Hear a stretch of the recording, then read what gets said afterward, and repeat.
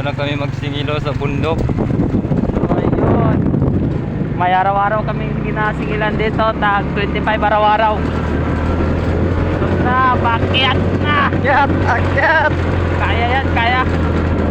Kaya ito, may ginapaliparan natin ng ano, yung motor. Oo, dyan na kami lang. Oh, yung nagapalipat tayo ng motor dyan, di ba? Oo, nag-motor cross tayo. Oo.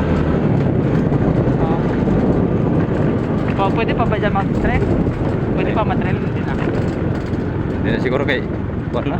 So yun, May dito damo kami na. ngayon sa bundok ng Dato Pagnas, mga idol.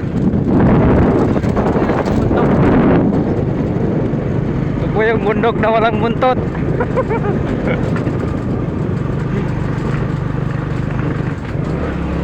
Akyat na. yan, kaya yan.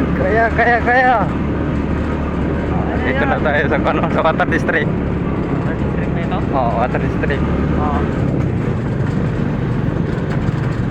Saan tayo? Dito tayo. Buwan na kami, buwan na kami. Akyat pababa. So, malapit na tayo dito sa highway. Oo, lapit lang tayo eh. Medyo mabato-bato dito mga boss.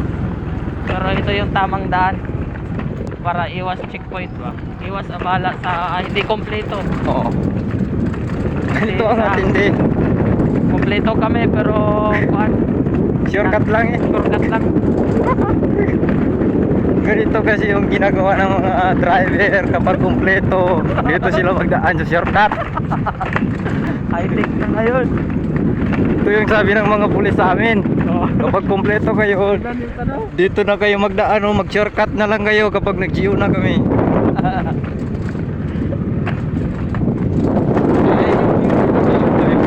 Mas maganda pa yung shortcutan kaysa sa highway.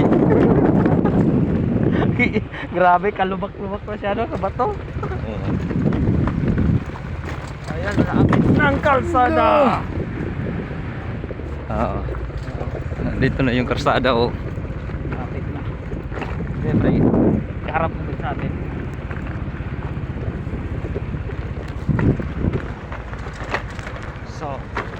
So, what's up?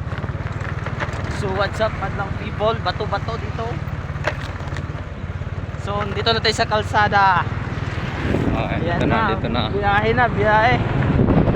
Successful!